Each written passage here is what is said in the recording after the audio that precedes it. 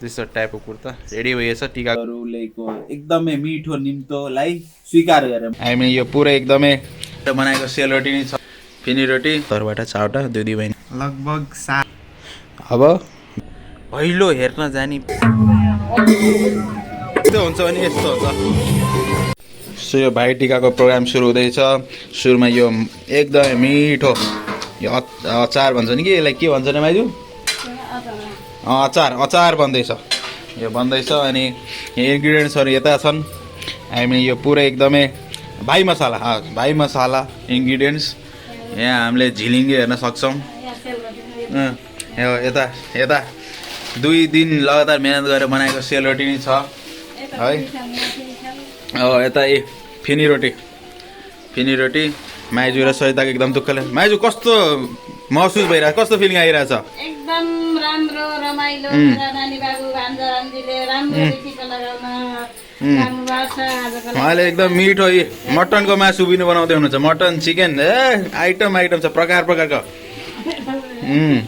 यस्तो छ मेरो त टिका भएन मलाई त मेरो लागि त दुखी नै छु मेरा नानी बाबु भान्जा भान्जी खुसी भएकोमा म धेरै खुसी छु नि त आज यो खुसी भनेको देखिँदैछ यो पुरै एकदम हाम्रो लागि यति तयारी बिहान नै 5 बजे उठेर आँखामा चोट लागे पनि अब यति तयारी गर्दै हुनुहुन्छ हाम्रो लागि है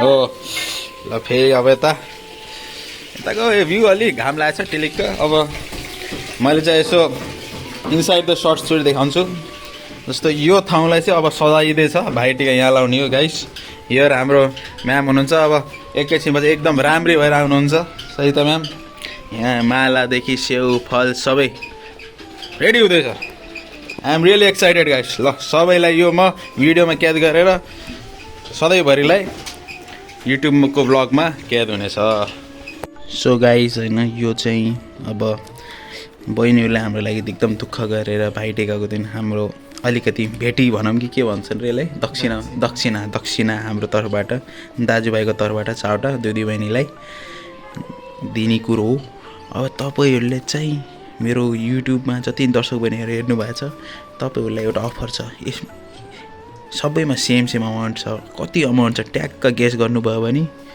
तपाईँलाई 100 रुपियाँ कुपन मेरो तर्फबाट गाइस डु चेक गाइस हामी दुईजना भाइटिकाको अवसरमा सजिनी मालादेखि लिएर हामीलाई एकदमै माया गर्ने दिन आज भाइटिका भएको भएर अनि कपिल सर कस्तो फिलिङ आइरहेछ भनिदिनु 2 शब्द राखिदिनुस् यो चाहिँ हाम्रो धेरै वर्षपछिको तिहार हो त्यही भएर एकदम एक्साइटेड छु कति वर्षपछि लगभग 7 वर्ष भयो 7 वर्षपछि मेरो त थियो के अरे 3-4 वर्ष अगाडि लाग्यो जस्तो लाग्छ तर एक्साइटेड 7 वर्षपछि दिदी भाइ सबै जुटेर तिहार मनाउँदैछौँ भाइटिका मनाउँदैछौँ सो एक्साइटेड के भन्नुपर्ने छ थ्याङ्क यू फर वाचिङ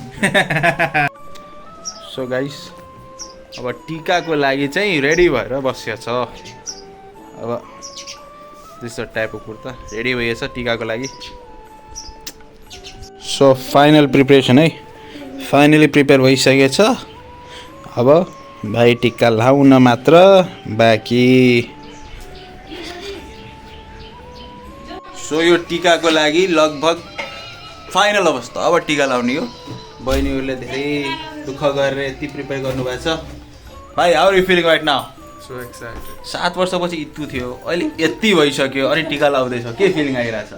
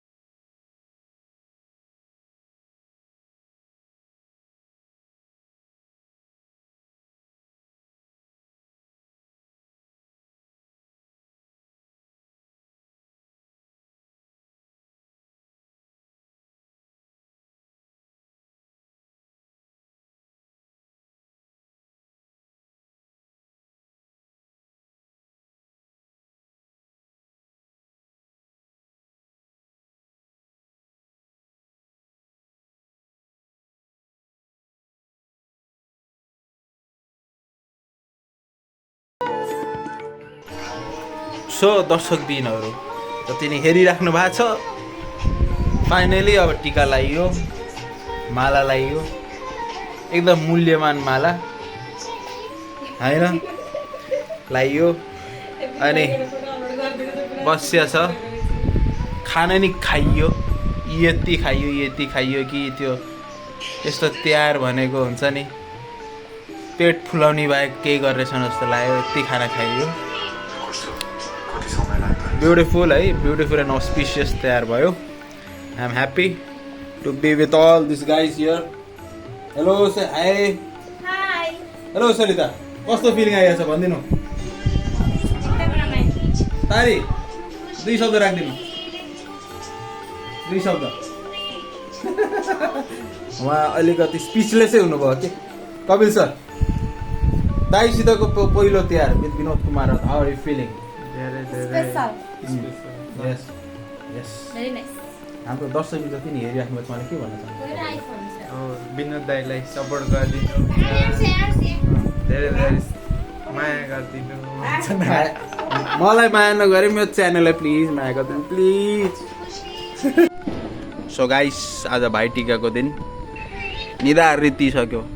कसरी रित्यो थाहै छैन, निधार रितिसक्यो। तर भैलो हेर्ने जाने प्लान छ। भैलो हेर्न जाने प्लान हुँदै हुँदा यहाँ हामीले साथी कुरिरहेको छ। साथी कुरा उता खाना खाँदै हुनुहुन्छ अनि हामी वी आर वेटिङ हियर। यसरी यहाँ बसेर चिटिक्क गरेर वेट गरिरहेछौँ। हाम्रो कपिल सर हुनुहुन्छ। हाउ इज वेटिङ त्यो हुन्छ। यो कुरुवाको जुन हामी कुरिरहेछौँ नि, त्यो कुर्दाखेरि कस्तो फिलिङ आउने रहेछ? कुर्न is painful, it's easy or what is it? कसरी एक्सप्रेस गर्ने आउँदैन, शब्दमा बयान गर्न बोरिङ होइन कि एक्साइटेड फर द अपकमिङ के भन्छ भने अब के Bhailo? Boring it's boring guys, it's boring. जस्तो तपाईँलाई हाम्रो भिडियो हेर्दा बोरिङ लागिरहेको हो त्यस्तै बोरिङ हो, केही छैन है। सो यो हाम्रो है गाउँघरको अथेन्टिक कल्चर। यो बुटोल सहरमा चाहिँ यस्तो भैलो भइरहेछ, यु क्यान सी गाइस है। अब यसमा अब एक्ज्याक्टली मलाई थाहा भएन, तर राम सीताको कल्चर उसलाई चाहिँ ऊ गरेको कल्चर चाहिँ हामीले हेर्न सक्छौँ। अलिकति ढिला भयो, स्टार्टै भएन हो।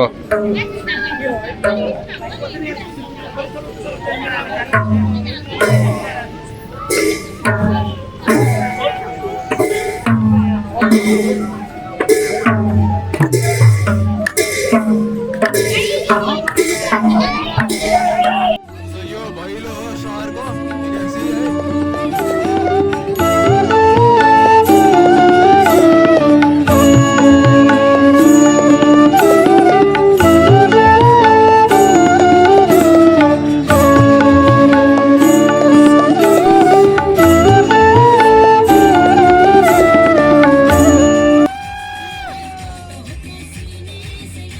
सो हाम्रो कल्चर कस्तो हुन्छ भने यस्तो हुन्छ।